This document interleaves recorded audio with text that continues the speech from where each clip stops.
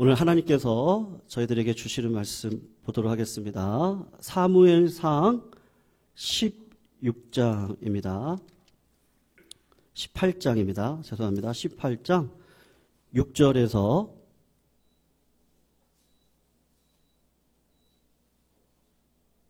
9절까지 말씀, 6절에서 9절까지 우리 네 구절인데요. 우리 같이 한번 천천히 읽어보겠습니다. 지난 주일에는 요나단과 다윗의 관계에 대해서, 오늘은 사울 왕과 다윗의 관계에 대해서 우리 은혜를 나누도록 하겠습니다. 6절부터 우리 천천히 읽어보도록 하겠습니다. 시작.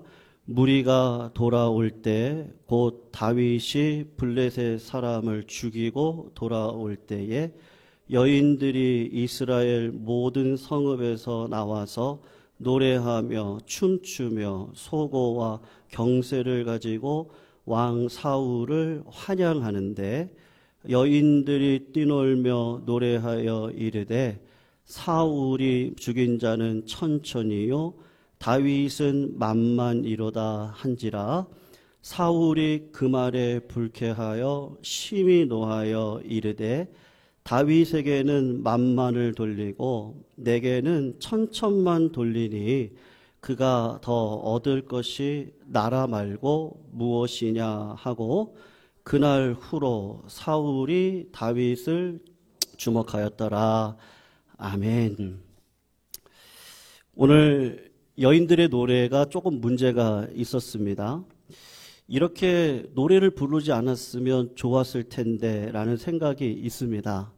그렇지만 그 시절에 불렀던 노래들은요, 그 시대의 영적인 상황을 그대로 반영하기 때문에 이 여인들의 노래를 통해서 그 시대의 영적인 상황이 어떻다라는 것을 추측할 수 있습니다. 여인들이 노래를 불렀는데 그 여인들이 불렀던 노래는 전쟁에 같이 참여했던 군인들의 생각하고 똑같았을 겁니다. 사울이 죽인 자는 천천히고 다윗이 죽인 자는 만만이다. 전쟁의 주인공이 누구라는 거죠? 이 다윗이라는 겁니다. 우리 가운데 위대한 인물이 등장을 했고 그 신앙의 인물은 사울보다 훌륭하다. 그 신앙의 위인이 드디어 등장했는데 다윗이다. 그렇게 여인들이 노래를 불렀습니다. 그러나 전쟁에 나갔던 다윗의 마음은 그 노래의 마음하고는 전혀 다릅니다. 내가 사울 왕보다 위대해져야 되겠다라고 생각한 적은 단 한 번도 없습니다. 다윗은 전쟁에 나갔을 때 하나님만 생각하고 하나님의 뜻만 생각했습니다. 지금 이 전쟁이 사울이 위대하냐, 내가 위대하냐, 그런 싸움을 하려고 나가는 것이 아니라 이 전쟁을 딱 보니까 하나님의 명예가 걸린 문제고 교회의 명예가 걸린 문제입니다. 하나님의 이름이 골리앗이라고 하는 할례받지 않은 저자를 통해서 하나님의 이름이 모욕을 당하는데, 이건 하나님의 명예가 실추되는 것을 보니 하나님이 저 원수를 가만히 두지 않을 겁니다. 그런 믿음으로 다윗은 사울보다 자기가 신앙적으로 뛰어나다, 그걸 증명하려고 나가지도 않았습니다. 다윗의 승리를 보았습니다. 사울의 아들이었던 요나단이 다윗이 왕자인 나보다 더 뛰어난 사람이니까 내가 조심해야 되겠다, 그런 마음이 요나단에게 전혀 없습니다. 요나단은 다윗을 진심으로 축하하고 기뻐해 줍니다. 왜냐하면 우리가 지난주에 살핀 것처럼 20년 전의 내 모습하고 다윗의 지금의 모습이 너무나 똑같은 겁니다. 내가 믿음으로 고백하고 블레셋을 이겼을 때처럼 다윗도 똑같은 신앙의 고백을 통해 하나님의 교회와 나라를 세우는 일에 혁혁한 공을 세우는 그 모습을 보면서 하나님 감사합니다. 믿음의 세대가 이렇게 이어질 수 있도록 해주신 은혜가 너무 감사하다. 다윗은 그래서 진심으로 요나단은요, 축하를 해주고 있습니다. 그런데 이스라엘 백성들의 신앙은 하나님께서 우리에게 어떤 은혜를 베푸셨나 거기에 있지 않고 누가 더 훌륭하고 영적으로 뛰어난가에 관심이 있습니다. 그래서 여인들이 노래를 부른 거죠. 사울이 죽인 자는 천천입니다. 다윗을 죽인 자는 만만입니다. 다윗이 사울보다 훨씬 낫다. 아니, 이스라엘 백성들이 그런 노래를 부른 거죠. 그런 노래를 들었을 때 사울 왕의 영적인 상태가 그대로 드러나는데 요나단하고는 다릅니다. 사울 왕이 그 노래를 들었을 때 자기 본심에 있는 그 마음의 상태가 드러났는데 다윗에 대한 시기와 다윗에 대한 질투심이 사울 왕의 마음을 꽉 잡았습니다. 그리고 그날 이후로 요나단과 다른 마음을 가지고 오늘 본문 구절을 보면 그를 주목하고 있다. 사울의 마음을 사로잡은 게 뭐죠? 비교하는 것, 시기하는 것, 미워하는 것, 그 마음을 언제까지 잡고 살아갑니까? 이게 중요한데요. 죽을 때까지 그 마음을 가지고 살아갑니다. 성도님들, 하나님 앞에 우리가 살아갑니다. 우리 성경은 분명히 이야기하죠. 외모를 보지 않고 마음을 보신다 그러셨습니다. 우리 마음은 하나님 앞에 어떤 마음으로 드러나고 계십니까? 여러분, 시기하는 것, 미워하는 것, 질투하는 것, 우리는 자꾸 착각을 할 때가 많은데요. 이것이 심각한 죄라고 생각을 안 하는 경우가 다반사입니다. 그리고 반대로 뭐가 심각한 죄라고 생각을 하시죠? 살인하는 거나 간음하는 거나 도둑질하는 것을 심각한 죄라고 착각을 할 때가 있습니다. 그런데 여러분, 사단과 마귀의 유혹의 속성이 뭐예요? 사소하고 작은 것에서부터 시작이 되어집니다.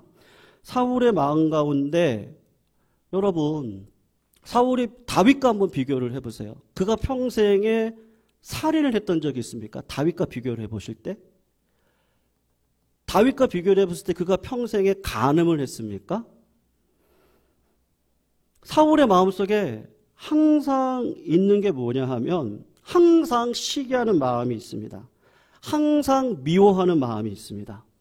살인죄와 간음죄를 저질렀던 다윗은 선지자의 말씀에 굴복하여 회개하고 이 죄를 끊어내고 성령을 내 안에 모시고 살아가는 일에 열심을 냅니다. 그런데 평생토록 심각하지 않은 죄로 자꾸 내가 생각을 하는 거예요. 미워하는 죄, 시기하는 죄, 질투하는 죄. 이것을 품고 살았던 사울은 이게 그냥 별거 아니라고 생각하고 살았기 때문에 결국은 길보아 전투에서 어떻게 되죠?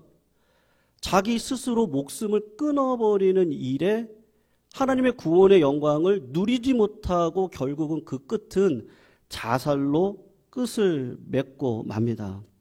여러분, 다른 악들은 끝이 있어요. 악을 행하던 사람들은 그 악을 행하면 그걸 끝냅니다. 간음하는 사람들이 음행을 저지르고 나면요, 그게 폭로되어지면 그걸 끝냅니다. 살인한 사람도 그 사람을 죽이고 난 다음에는 살인을 자기가 끝냅니다. 도둑질하는 사람도 내가 원하는 것을 얻고 나면 그 다음에 그 도둑질의 행위를 끝냅니다. 이런 죄들은 어떤 행동을 하게 되면 그 죄를 멈추게 되어져 있는데, 그렇지만 시기하는 마음하고 미워하는 마음은 끝이 없어요. 내 마음속에 시기하고 미움의 마음을 품고 있으면 내 마음이 완전히 그 용서와 사랑의 마음으로 바뀌지 않는 이상 이 죄는 어디에 있습니까? 내 마음속에 있습니다. 시기심이 내 마음 바깥에 있는 게 아니고 내 마음 가운데 있는데, 정확하게 이야기하면 어디에 있어요? 영혼 가운데 있습니다. 시기하는 마음을 평생을 품고 간다고 생각을 해보세요. 그럼 내 영혼이 어떻겠어요? 궁핍하겠습니까? 아니면 하나님의 은혜로 풍성하겠습니까? 영혼의 자리에 시기와 미움의 마음이 있기 때문에 내 마음이 자꾸 궁핍해져 갑니다. 요한일서 3장 15절 말씀을 우리 PPT의 말씀으로 한번 보시면 좋겠는데, 우리 한번 읽어볼게요. 요한일서 3장 15절에 있는 말씀입니다. 우리 같이 한번 읽어봅니다. 시작.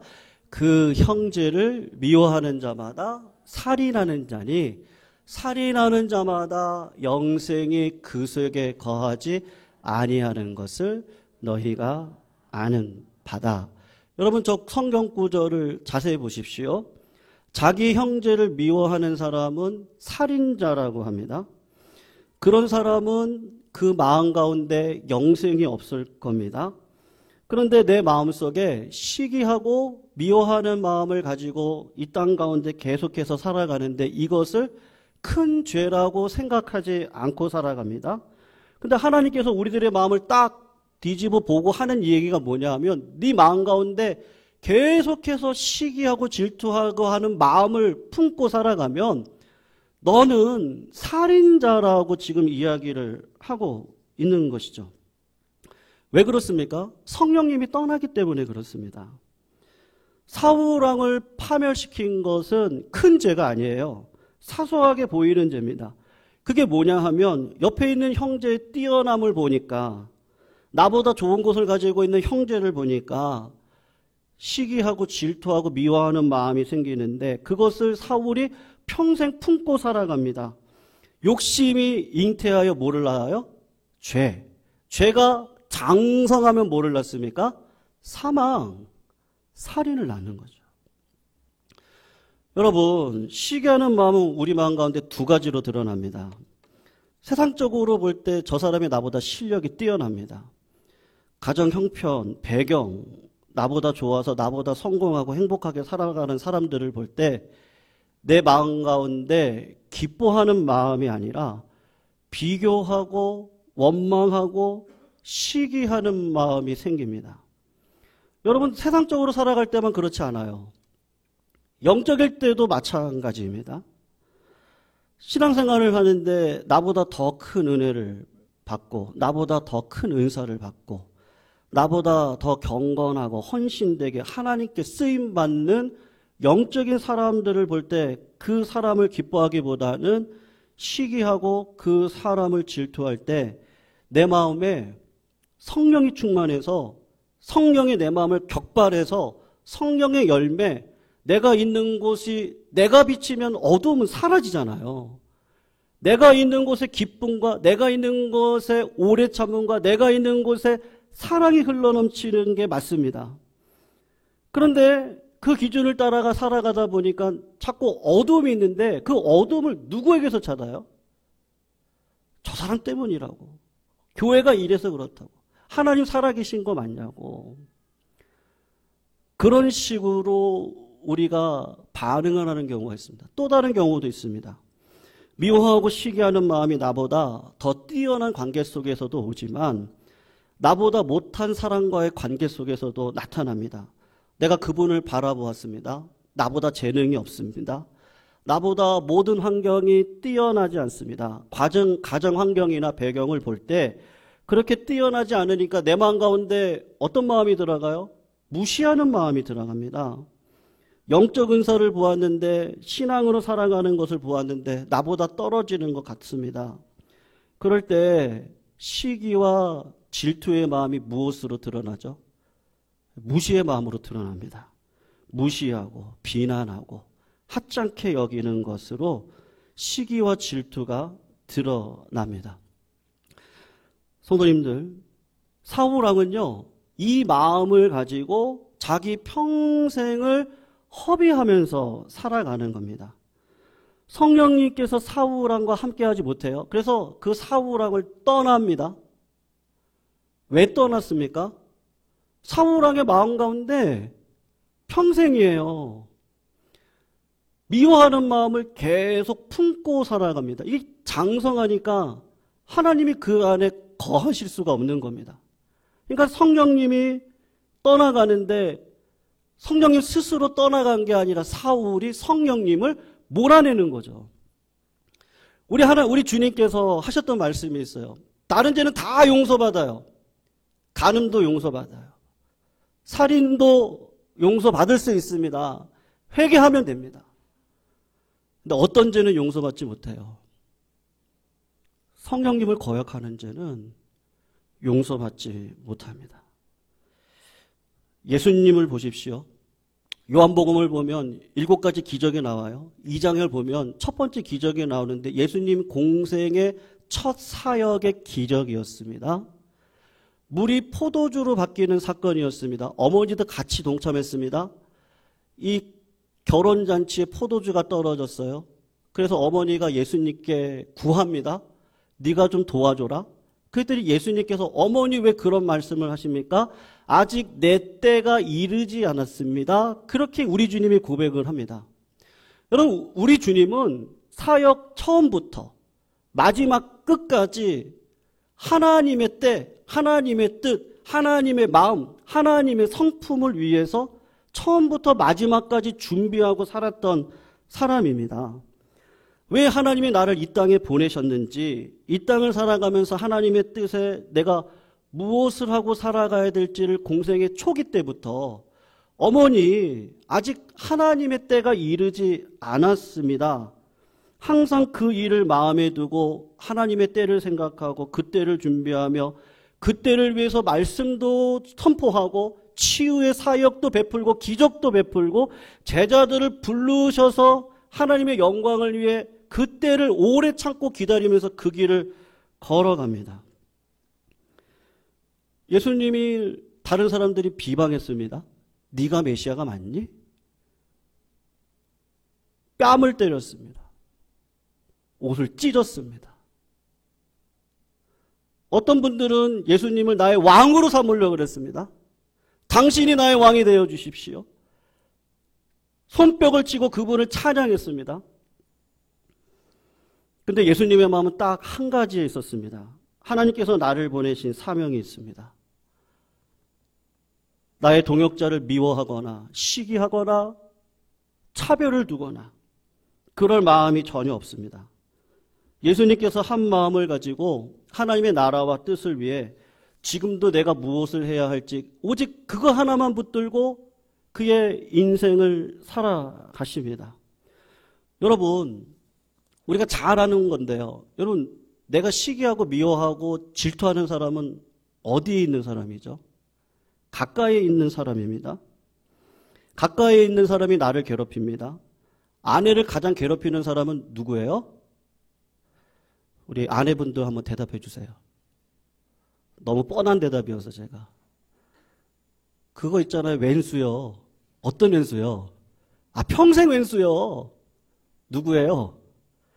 제가 저희 아내한테 물어보는 게 나을 것 같아요. 당신 이럴 것 같아요. 당신. 네.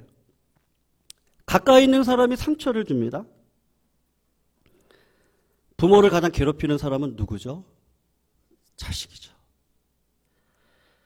심각하게 갈등을 겪는 가정이든 직장생활이든 인간관계든 심각하게 갈등을 겪는 사람을 자세히 보세요. 다 사소한 가운데 시작이 됩니다. 사소한 것을 마귀가 속성이 뭐죠? 틈을 타죠.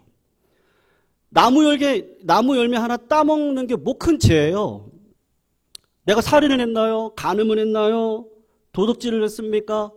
나무 열매 그냥 한 개 따먹은 건데, 근데 여러분 그게 아니고 그 사소한 것을 통해서 반드시 들어오게 되어 있는데 심각한 죄가 들어오는 것이죠.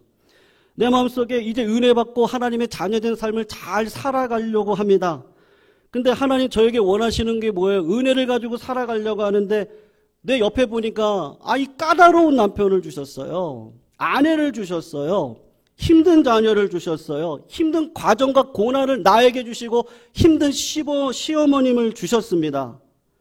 하나님, 이런 상황 속에서 우리는 그렇게 얘기할 수 있어요. 원망할 수 있죠. 사소한 거잖아요. 제가 뭐 큰 죄를 졌나요? 간음을 했습니까? 조금 원망도 할 수 있고 미워할 수도 있고 질투할 수도 있는 거 아니에요. 섭섭할 수 있잖아요. 그런데 그것이 점점 커지면 이 죄는 여러분 내 안에서 쉬지를 않습니다. 살인이나 강도는 멈춥니다. 그러나 섭섭한 마음, 미워하는 마음, 원망하는 마음, 이 마음은 내가 이것을 완전히 드러낼 때까지 죄가 살아 역사해가지고 쉬지 않고 욕심이 잉태하여 죄를 낳고 죄가 장성한 즉 사망을 낳는 일에 쓰임받게 되는데 사울 왕이 이 죄에 빠진 겁니다. 예수님의 마음을 가지고 있는 사람은 항상 뭐를 생각하죠? 하나님, 왜 저에게 우리 교회를 만나게 하셨습니까? 하나님, 왜 저에게 이런 직분을 주셨습니까? 하나님의 나라와 영광을 위해 하나님의 뜻이 무엇입니까?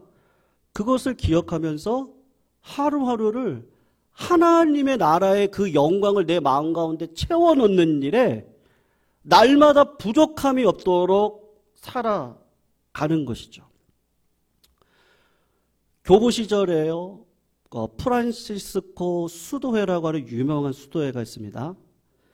이분이 그러니까 뭐 이렇게 보면 되는데 교회를 개척해서 10명을 가지고 개척을 하셨어요. 근데 그 수도회가 1000명, 2000명이 돼갑니다.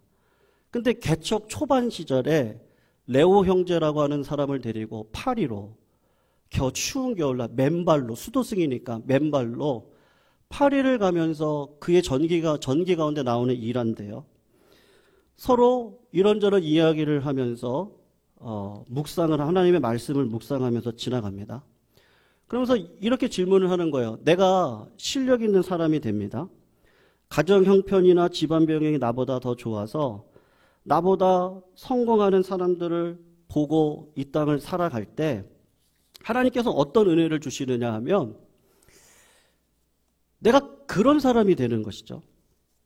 그래가지고 한 가지 내가 파리에 도착했을 때 이런 소식을 듣는 겁니다.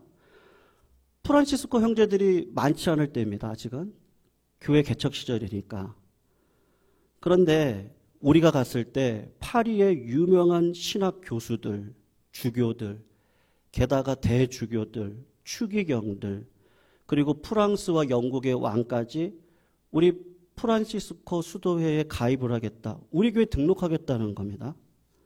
그런 소식을 들을 때 레오 형제 정말 내 마음이 기쁘겠습니까? 제가요 유명한 설교자가 되어서 모든 불신자들을 회심시키고 기적과 능력과 모든 은사를 다 받아서 치유의 은혜가 일어나고 우리 교회를 다니시는 모든 성도님들이 다 백만장자가 되시고 그렇게 살아가면요 이게 최고의 기쁨이 되겠습니까? 우리 교회가 번창해서 10,000명 교회가 아닙니다. 한 10만 명, 여의도 순복음교회처럼 75만, 100만의 성도가 우리 교회를 찾는 유명한 교회가 되었습니다. 그리고 모든 교인들이 은사가 탁월해서 이분들을 만나면 정말로 탁월한 은사들이 막 드러납니다. 그러면 하나님이 우리를 보고 기뻐하시겠습니까? 프란시스코가 레오 형제한테 이렇게 이야기를 했어요.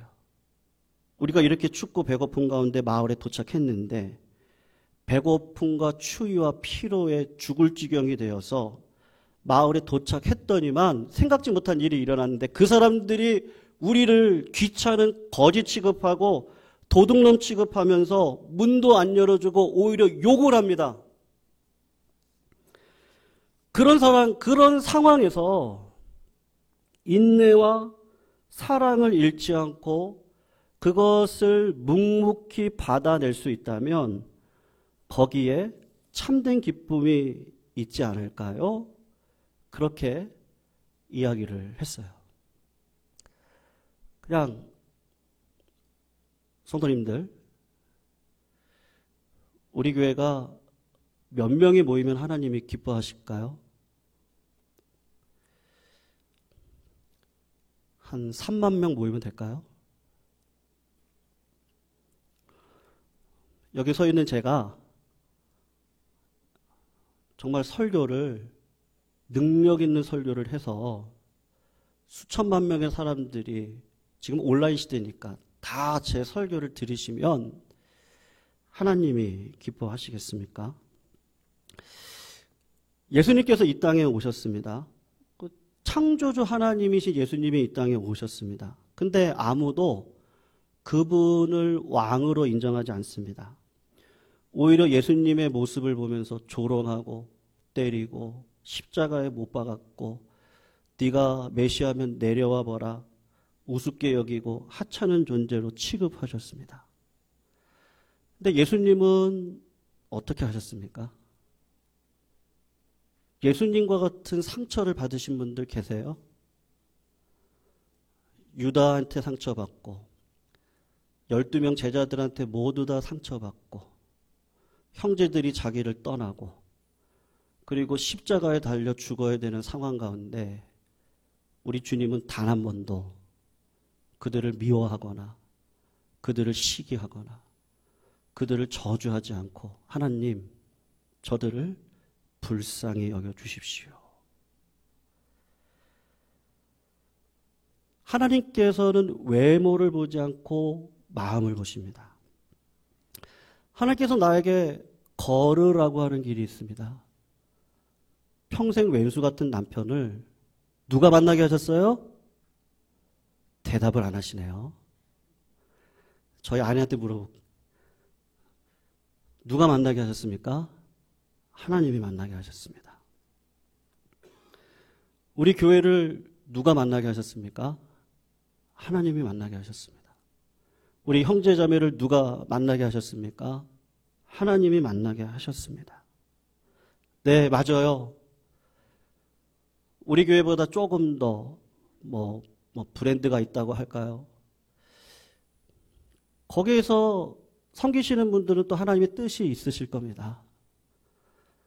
여러분, 결혼이라는 건 하나님이 맺어주셔야 되는데 영적인 결혼은 교회를 통해서 역사하시는데 내 가정이 하나님 나에게 주신 가정이 가난할지라도 하나님이 주신 가정이 부유할지라도 내 자식들과 형제 자매들을 사랑하며 마귀의 유혹이 있죠. 시기할 수 있고 질투할 수 있고 미워할 수 있죠. 근데 해가 지기 전에 그 미움을 다 불태워버리셔야 됩니다. 왜요? 그것보다 중요한 게 뭐죠? 신앙의 가장 위대한 게 뭡니까? 신앙에서 가장 큰 일이 뭐죠? 하나님은 마음을 보시는 하나님이신데요. 내 안에 예수 그리스도가 살아계셔야 됩니다. 믿으십니까? 내 앞에 그리스도의 형상이 내 마음 가운데 물솟듯이 솟아나셔야 됩니다. 하나님이 그것을 위해서 저와 여러분을 부르셨습니다. 고린도서 13장을 보면 내가 방언을 할 수 있어요. 천사의 말을 할 수 있어요. 그렇지만 내 안에 예수님의 마음, 하나님을 사랑하고 교회를 사랑하는 그 사랑의 마음이 없다면 나의 모든 은사는 울리는 꽹과리가 되고 소리나는 구리가 될 것입니다. 나에게 예언하는 능력이 있습니다. 산을 옮길 만한 믿음도 있고 지식도 있습니다. 그렇지만 그걸 자랑하는 데 쓴다면 나는 아무것도 아닙니다. 내게 있는 모든 것으로 구제를 합니다. 저는 그런 성도님도 만나봤어요. 남들보다 성금을 꼭 더 하세요. 누가 얼마를 내면 그분은 더 내세요. 왜 이렇게 하세요? 그랬더니 그분 말씀이 내가 우리 교회에서 최고 헌금 많이 내는 사람이 돼야 된다는 거예요.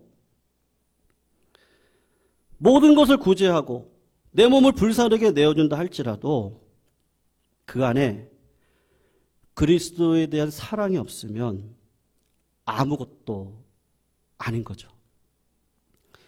여러분, 우리가 어려운 시기를 지나가고 있습니다. 내 마음 중심에 뭐가 있는지를 생각해 보십시오. 하나님께서 푸른 초장과 실만한 물가로 인도하시는 형통함을 주실 때도 있고 사막의 음침한 골짜기와 같은 곳을 지나갈 때도 있어요. 근데 이 시편 70편에 70살을 다 살아왔던 다윗의 고백이 무슨 고백이죠? 사망의 음침한 골짜기를 지나가는 것도 하나님의 선하신 계획이었구나. 내가 푸른 초장에 누이는 그런 풍성한 삶을 살아갔던 것도 하나님의 선하시고 인자하신 계획 가운데 있었던 거구나. 하나님의 뜻을 이루기 위해서 고난도 주셨고 사망의 음침함도 주셨고 풍성함도 주셨고 그 풍성함을 가지고 뒤를 지내놓고 보니까 하나님 저 성전 짓고 싶어요. 말을 많이 두고 은금을 많이 두고 여자를 많이 두는 일에 다윗의 일생이 쓰여진 것이 아니고 하나님의 나라와 영광을 위해 내가 오늘도 헌신하겠다고 하는 그 마음이 성령이 떠나지 않는 그 마음이 어디에서부터 나오겠습니까? 예수님을 모시고 살아가는 이 마음 가운데 사랑의 마음이에요. 여러분, 새는 우리가 제어할 수 없어서 우리 머리를 지나가요. 나도 모르게 미워하는 마음이 들어와요. 질투하는 마음이 들어와요. 근데 이거는 내가 쫓아낼 수 있어요. 그 미움을 쫓아내고 우리 성도님들의 마음 가운데 예수 그리스도를 담아내시기를 주의 이름으로 축원합니다. 그 마음을 담아내는 자리예요. 하나님이 왜 은혜를 안 주시겠어요? 반드시 은혜 주십니다. 믿으십니까? 예, 하나님은 우리들에게 그 큰 사랑을 보여주시고 우리의 인생 속에 주 예수보다도 귀한 분이 어디 있습니까? 나는 길이고 진리고 생명입니다. 나는 떡입니다. 나는 포도주입니다. 그 주님을 알지 않고 우리가 어떻게 세상을 살아갈 수 있겠습니까? 오늘도 마귀의 계략에 넘어가 사소한 것을 하나님 앞에 회개해야 될 가장 큰 것으로 보고 하나님 오늘도 내 마음 가운데 정직한 영을 주시고 다윗이 고백했던 것처럼요. 성령님 떠나지 말아 주시옵소서. 왜냐하면 하나님이 계시면 되잖아요. 피할 길도 주실 거고 감당할 수 있는 힘도 주실 겁니다. 오늘도 세상의 마음 말고요. 그 하나님의 마음, 예수님의 마음, 그 마음 품고 걸어가시는 귀한 종들이 다 되시기를 축원합니다.